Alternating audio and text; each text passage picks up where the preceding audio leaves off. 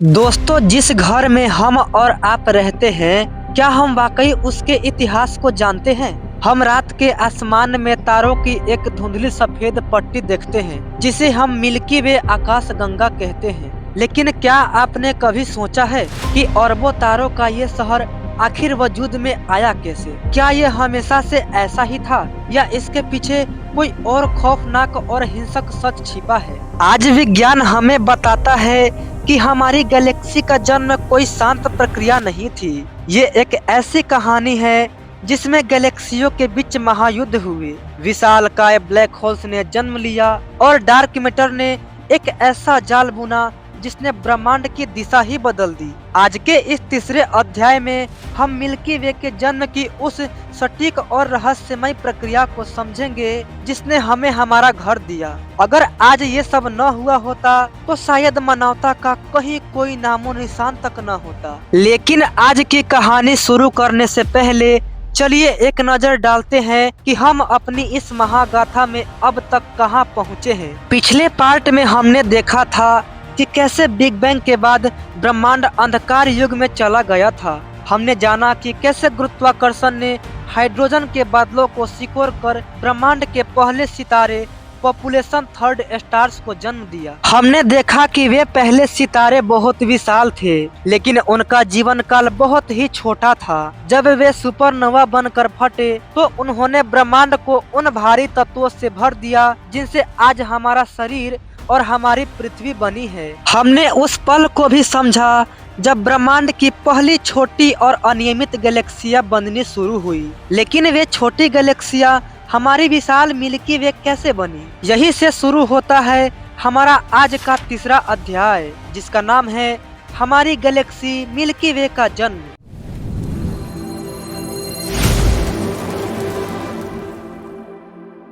Milky वे की कहानी आज से लगभग 13.6 अरब साल पहले शुरू हुई थी।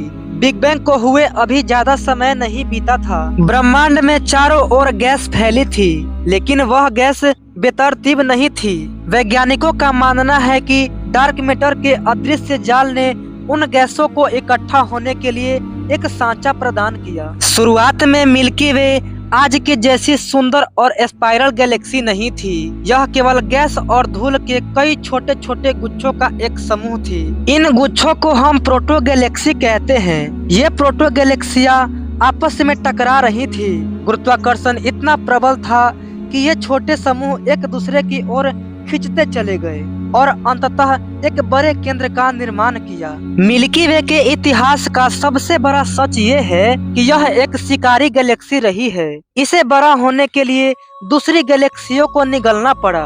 खगोलविदों ने सबूत पाए हैं कि लगभग 10 अरब साल पहले हमारी शुरुआती मिल्की वे ने गया एन्सेलेडस नाम की एक बौनी गैलेक्सी को पूरी तरह निगल लिया था। जब ये दो गैलेक्सियां आपस में टकराई तो तारों का एक सैलाब उमड़ पड़ा। इस टकराव ने मिल्की वे के केंद्र को वह मजबूती और उभार दिया जिसे आज हम गैलेक्टिक बल्ज कहते हैं। यह प्रक्रिया रुकी नहीं। मिल्की वे ने अपने जीवन काल में ऐसे कई छोटी गैलेक्सियों का विलय किया है। आज हम जो तारों का घेरा अपनी गैलेक्सी के चारों ओर देखते हैं, वह दरअसल उन्हीं मृत गैलेक्सियों के अवशेष हैं। जैसे जैसे मिल्की वे का आकार बढ़ रहा था, इसके केंद्र में पदार्थ का घनत्व इतना ज्यादा हो गया कि यहाँ भौतिकी के नियम बदलने लगे। गैस और तारे एक बिंदु पर ढहने लगे और वहीं पर जन्म हुआ एक सुपरमैसिव ब्लैक होल का, जिसे आज हम सेजिटेरियस ए स्टार कहते हैं। यह ब्लैक होल ही वह धुरी है जिसके चारों ओर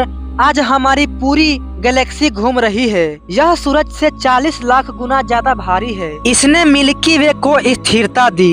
बिना इस ब्लैक होल के हमारी गैलेक्सी के अरबों तारे अंतरिक्ष में बिखर जाते। इसने एक शक्तिशाली केंद्र बनाया जिसने पूरी गैलेक्सी को एक अनुशासन में बांध दिया। शुरुआत में मिल्की वे एक फुटबॉल के जैसे गोले की तरह थी, लेकिन जैसे जैसे यह बड़ी हुई, इसके घूमने की रफ्तार बढ़ती गई।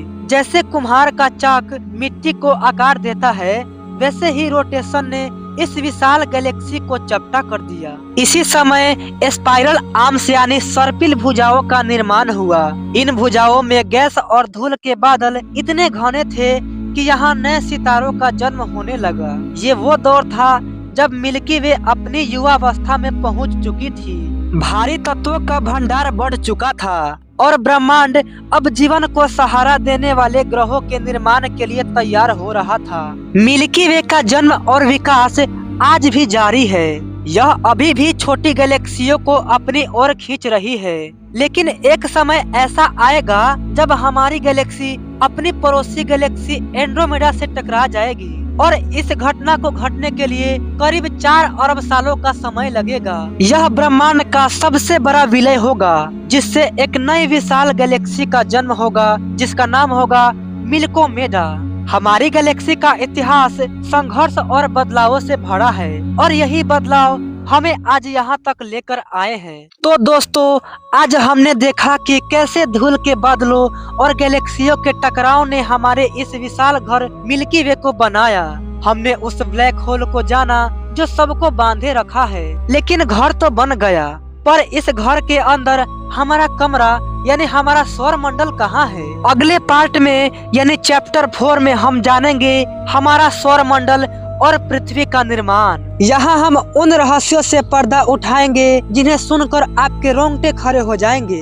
क्या आप जानते हैं कि हमारा सूरज आखिर कैसे पैदा हुआ? क्या ये सच है कि शुरुआत में हमारे सौर मंडल में 100 से भी ज्यादा ग्रह मौजूद थे जो आपस में टकरा कर नष्ट होते गए? और सबसे बड़ा सवाल, पृथ्वी जैसी छोटी सी चट्टान पर इतना पानी कहाँ से आया?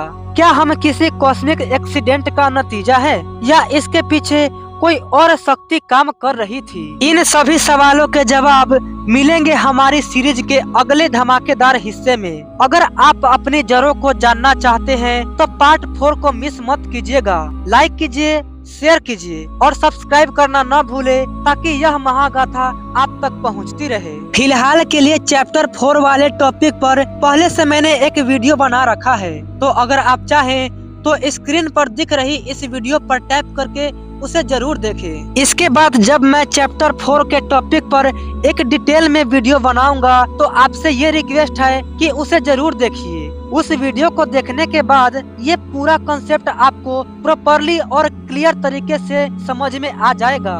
वीडियो देखने के लिए आपका बहुत बहुत धन्यवाद। मिलता हूँ आपसे चैप्टर 4 में, तब तक के लिए बाय एंड टेक केयर।